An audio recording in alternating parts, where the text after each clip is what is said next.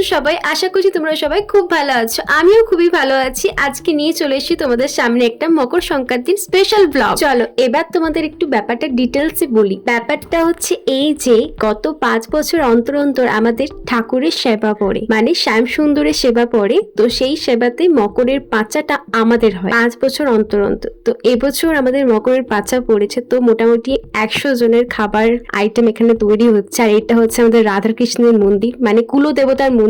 আর guys, বাড়িতে এত লোক আসবে, তো আমি একটু সুন্দর করে রেডি হয়েছিলাম। আর এতগুলো ফটো তোলার পর যখন বাড়ি গেলাম তখন দেখলাম অলরেডি অনেকের খাওয়া দাওয়া হয়ে গেছে, তো আমিও বসে গেছিলাম খেতে। তো গাইস, আজকের ব্লগটা এখানেই শেষ করছি। তোমাদের সবাইকে জানাই শুভ মকর সংক্রান্তি।